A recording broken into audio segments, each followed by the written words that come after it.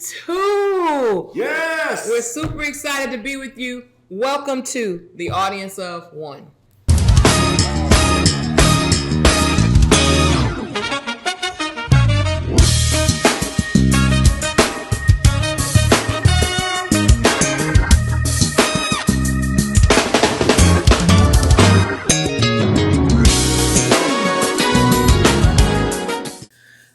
Well, we're super excited to be with you. Evangelist Alexander. Pastor Gabriel Alexander. And we are so excited to talk with you today. And the thing that is on Pastor's heart, and I think is going to bless so many Christian believers, is to really address why Christians are sick. And we're going to really dive into it. So go ahead, get your notebooks, tune in really, really good, because it's important for you as a believer to live a healthy life. And a long life, because what happens is that when people are sick, it cuts off of them being very energetic, having the vitality for life, being able to fulfill their God-given purpose. And so, that's something that I've been thinking about myself, regarding how important it is to be healthy and what people put in their bodies. Absolutely. Many times that you find with Christians, especially, they assume that if they're sick, they got to go and get their prayer, they got to have hands laid upon them, and they wonder why they're not getting better so quickly. Yeah. Well, they need to check up on what are they putting in their bodies, because if you violate the laws of the body, then you're going to end up being sick, and your faith or praying is not going to override that missing it when it comes to taking care of your body the proper way. Yeah, I think it's so powerful because the scripture says in Psalms 139 and verse 14, it says, I am fearfully and wonderfully made. Marvelous are your works, O Lord, and that my soul knows right well. So we know that the body is powerfully made. And when you think about the human body, and I'm just going to take you to science class for just a quick second.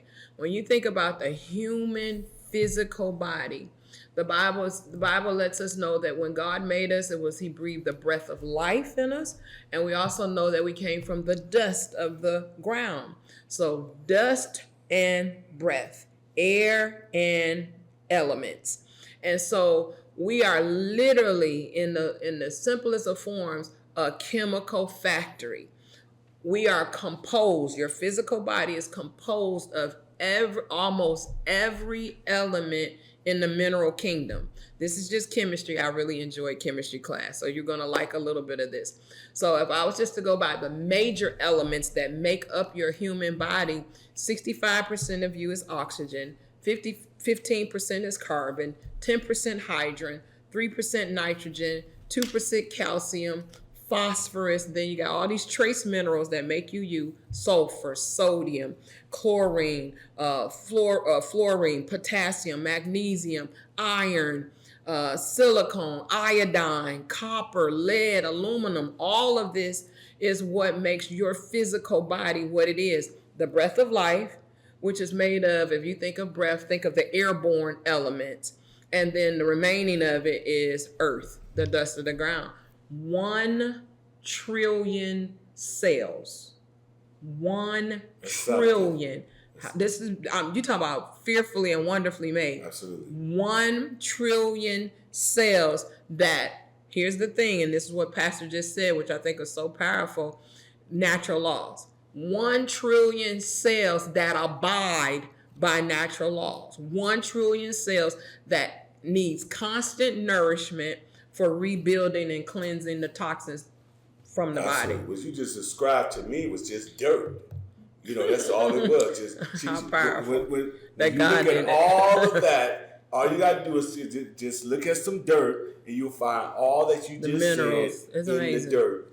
And so our physical bodies is just made of dirt, and that's why when a person dies, their physical body goes to dust, because they're going back to dirt. And so, But within that dirt, all those minerals, absolutely, all those elements yes, that make you live. yeah. How powerful, wonderful. It's awesome because, you know, one of the things is that you don't want to hurry up and become dust. So that's why it's going to be very important of what you do with the body. You know, the different things that it takes to live out a long life. You know, like you and me, or you and I are so committed now to just as our everyday living to eat right, exercise, drink the right stuff, things that we put in practice in our own life so that we can have a more healthier, disease-free life. You know, not getting sick when this wintertime comes. That's right. You know, That's keeping right. it healthy. That's right. And so there's been books that we've been reading. Absolutely. You know, to find out what we can do to have the best from our skin. You know, like, give you an example. Your skin can tell you things that's going on the inside. You know, people have breakouts, and they thinking that, you know, they just need to use these chemicals to get rid of the acne, where it's all coming from the inside, because toxic have different ways it leaves the body. Absolutely. You know, and so and that's a big, you know, within your body is built in. The body is so wonderfully made that it is always working to be optimal. Absolutely. So if it's sickly, it's working to get the sickness out. Absolutely. And it can come out, like you said, through a outbreak, a pimple. It can come out through, you know, how your body sweat or heat up. Absolutely. That body is working to say, let's get this out. And there's one thing that I saw, and I thought it was really powerful. It says, if the body lacks, I wrote this quote down, if the body lacks health and efficient function, it's because the building materials brought by the blood are unsuitable or inadequate. Now you think about that, is when it comes to health, how important really is health?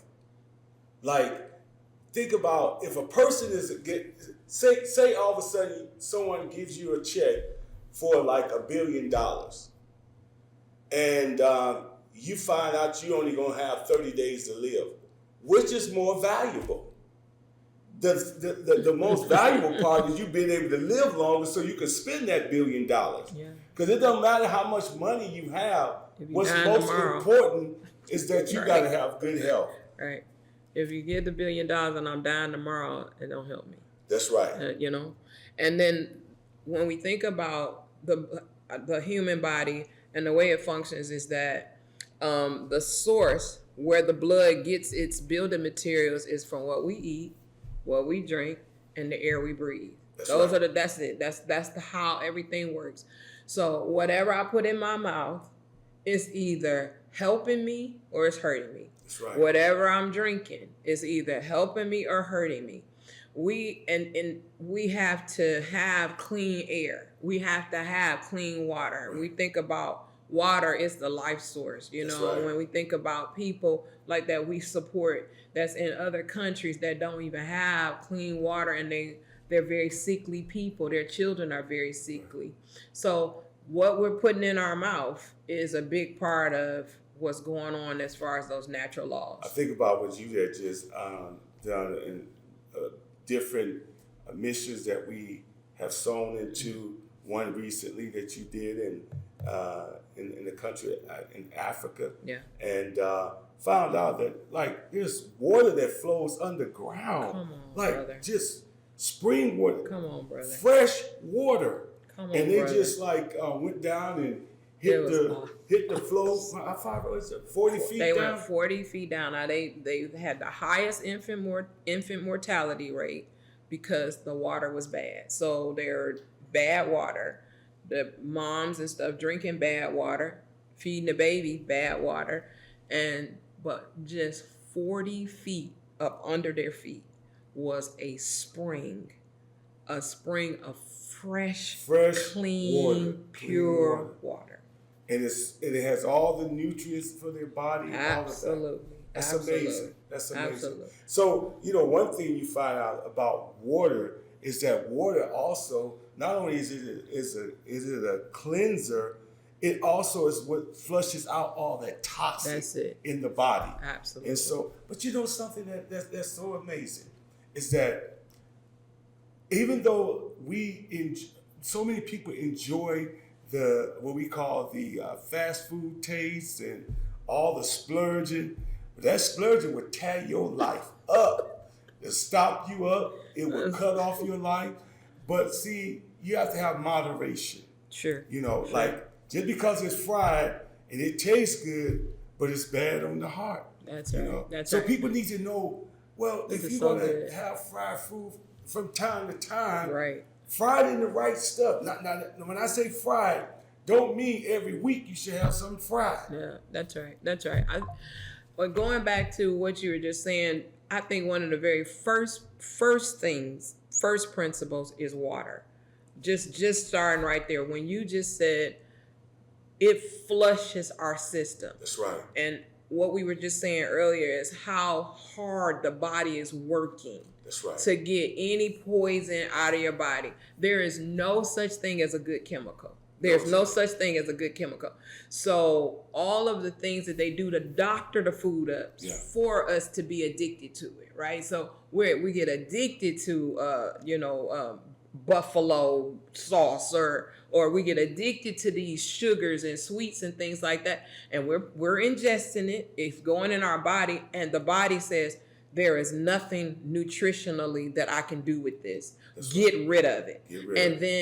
And I mean, remember, I wasn't even a water drinker years ago. And I didn't know. It was horrible. So you're eating all this toxin and not flushing it. At least flush it. If you're not going to do nothing else, at least flush it. And so the water and the type of water you drink, all of those things is a big part of that flushing out of the system. Absolutely. And so the very first thing to any listener is just creating an environment, an atmosphere that water is your go-to. Absolutely. Right? Absolutely. You think about it this way. There are people who stocked up.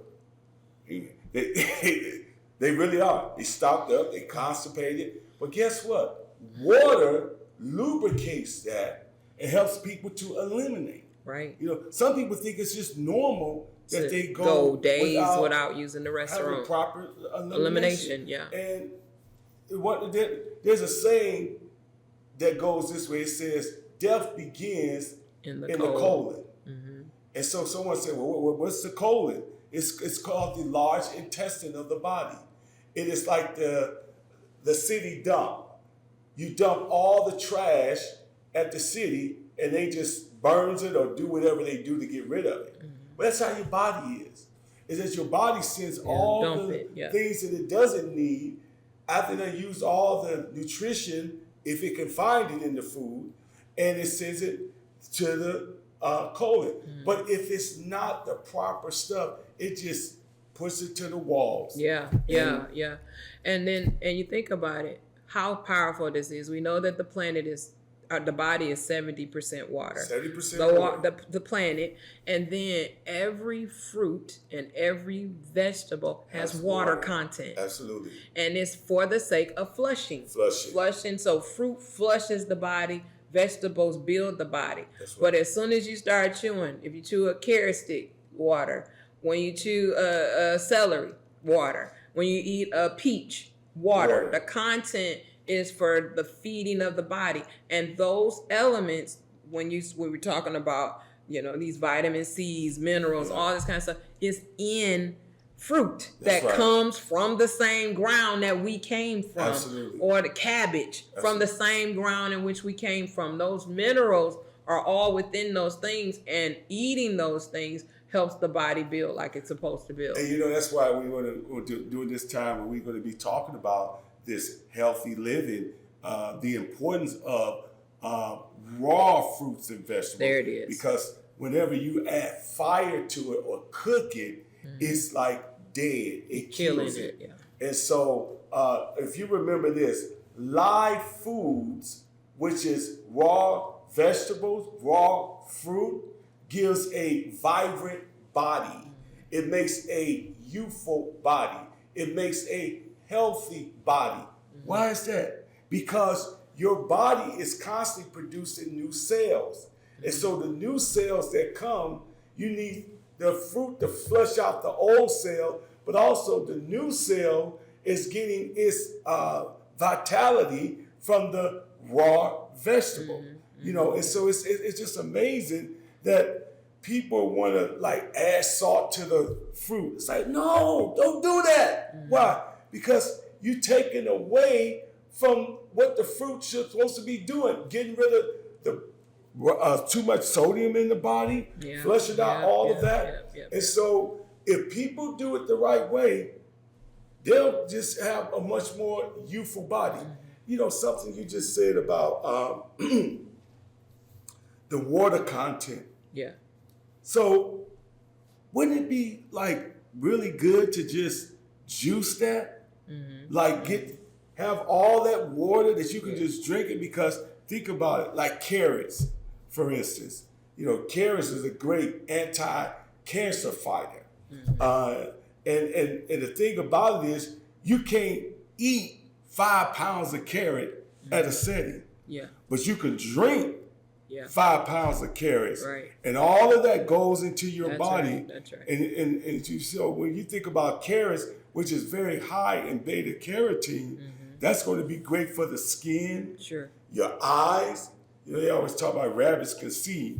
And it said, you know, when people drink a lot of carrots juice, it's going to help them in their eyesight. Yeah. So, but you know, I've seen some people that have been drinking a lot of carrot juice. They still wearing glasses. So that's just a saying.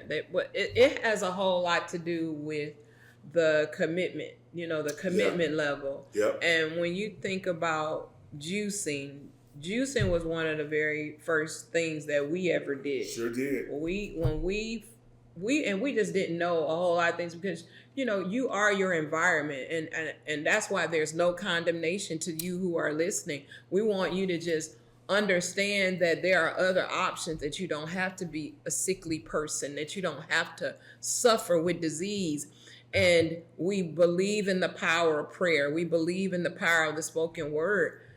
But there are things that we could very well be doing that's violating our physical temples. And so you were young, like in your 20s, and became really ill. And we found out about juicing then, right? Absolutely. And we started. I was 26, and because I hated that job.